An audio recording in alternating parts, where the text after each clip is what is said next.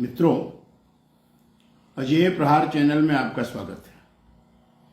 अभी महोबा में ही रामालय सभागार में बुंदेली साहित्य कुंज के तत्वावधान में एक कवि गोष्ठी का आयोजन हुआ और उसमें साहित्य विमर्श भी हुआ, जिसमें मुझे सहभागिता करने का अवसर मिला। उस संदर्भ में जो साहित्य का विमर्श हुआ है, उसके संदर्भ में कुछ निवेदन करना चाहता हूं। मैं एक सुस्थापित साहित्य का एक वाक्य है जो बहुत सुस्थापित है, हर जगह, हर मंच पर, हर आलेख में, साहित्य समाज का दर्पण है, ये कहा जाता है। दर्पण केवल तस्वीर प्रस्तुत करता है। अब जब हम कहते हैं साहित्य समाज का दर्पण है, तो दर्पण समाज की तस्वीर प्रस्तुत करेगा। एक बहुत बड़ा प्रश्न है कि क्या केवल साहित्य का यही दायित्व है, साहित्यकारों, रचनाकारों का यही दायित्व है कि वो समाज में जो हो रहा है वो समाज को दिखा दे? ये बहुत समझदार आदमी के लिए, बहुत समझदार समाज के लिए कदाचित उपयोगी हो सकता है, लेकिन एक बृहदाकार में बहुत बड़े उद्देश्य की संपूर्ति के लिए, जहां समाज की दुर्दशा कदम कदम पर दिखाई दे रही हो और आप बार बार उस दुर्दशा को दिखाते रहेंगे, क्या समाज सुधर जाएगा? प्रश्न है कि क्या समाज को सुधारने का दायित्व साहित्य का नहीं है? क्या समाज के अंदर चेतना प्रस्फुटित करने का दायित्व साहित्य का नहीं है? क्या लोगों को मार्गदर्शन देने का कर्तव्य साहित्य का नहीं है? ये सवाल पूछ रहा हूं मैं रचनाकारों से। और यदि है तो क्या दर्पण दिखा करके आप इन ज्वलंत प्रश्नों के लिए कोई बहुत बड़ा पथ प्रदर्शित कर पाएंगे? मैं एक और प्रश्न पूछ रहा हूं कि जब जब समाज पर संकट आया है, तब तब उसका मार्गदर्शन साहित्य ने किया है। हम बहुत दूर नहीं जा रहे। अमृत महोत्सव जो मनाने जा रहे हैं, इस अमृत महोत्सव में शुरुआत के आज से 75 वर्ष पहले जब हम स्वतंत्रता संग्राम लड़ रहे थे, जब लोग बलिदान करने के लिए आतुर हो रहे थे, जब देश में एक चेतना जागृत हो रही थी, उस समय हमारी साक्षरता की दर क्या थी? हमारे प्रकाशन के साधन कितने सीमित थे?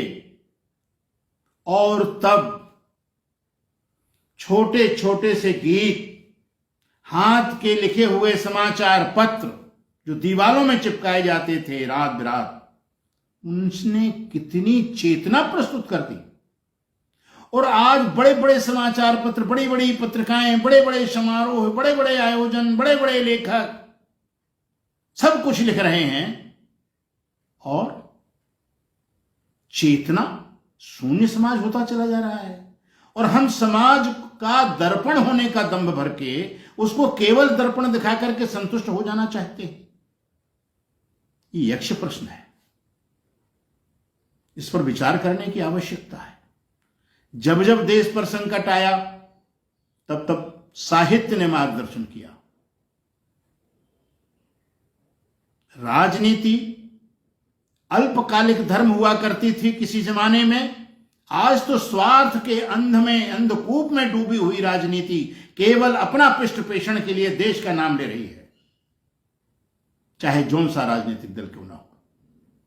ऐसे अवसर पर क्या हम इसी प्रकार से जड़ बने रहें? यह भी एक प्रश्न है। जन जागरण के तरीके जितने अच्छे आज की तारीख में हो सकते हैं, उतने आज से अमृत महोत्सव की जो हम तारीख 47 की बात कर रहे हैं, 47 के पहले की लक्ष्मण रेखा बना दें, उस समय इतने साधन नहीं थे। फिर अंतर क्या है? अंतर क्या है कि आज चेतना जागृत नहीं हो रही है, और अंतर क्या है कि उस समय चेतना बड़बड़ा रही थी, चेतना फड़फड़ा रही थी अपना लक्ष्य प्राप्त करने के लिए। साहित्य वो भी था, साहित्य ये भी है, साहित्यकार वो भी थे, साहित्यकार ये भी हैं। ये एक बहुत बड़ा सवाल है अंतर मन को झकझोरने के लिए। बंधुओं, जब साधन सीमित थे, साक्षरता कम थी, तब देश में कश्मीर से कन्याकुमारी तक आम आदमी के अंदर जिज्ञासा बहुत थी, कहां क्या हो रहा है। तब अफवाहें नहीं फैलती थी, तब लोग मर मिटने के लिए तैयार होते थे, और तब एक एक लाइन, तब एक एक छोटा छोटा सा समाचार पत्र जो दीवार में चिपकाया जाता था, वो चेतना जागृत करता था, क्योंकि चेतना जागृत करने वाले लोग मन, वचन और कर्म से, ईमानदारी से काम करते थे। आज हम आवरण ईमानदारी का ओढ़ करके हर काम अपने स्वार्थ के लिए करते हैं, ये बहुत बड़ा अंतर है। और आज ज्ञान जिज्ञासा उस समय थी, उस समय जिज्ञासा थी, लेकिन आज सूचना का विस्फोट है, एकदम सूचना का विस्फोट है, चारों तरफ सूचनाएं।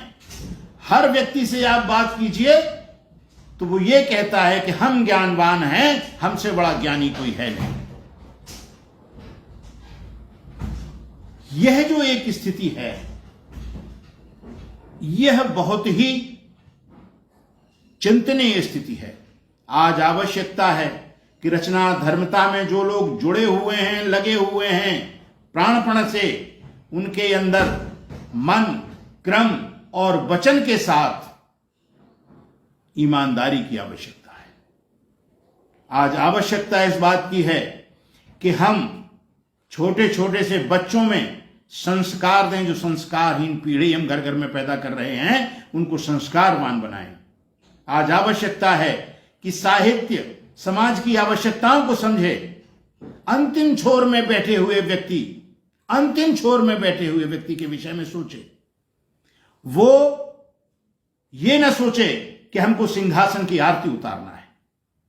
आप सिंहासन की आरती उतार के सिंहासन का कोई भला नहीं करने वाले हैं, लेकिन जब अंत के व्यक्ति को बैठ करके देख करके आप कोई कार्य करेंगे तो शायद उससे कुछ भला हो सकता है समाज का। मेरा कहने का तात्पर्य केवल इतना है कि साहित्य को दर्पण की भूमिका से अलग होकर के पथ प्रदर्शक की भूमिका में लाने का दायित्व साहित्यकारों का है, रचनाकारों का है, और उसके लिए उन्हें कुछ ना कुछ करना चाहिए। इन्हीं शब्दों के साथ जय हिंद।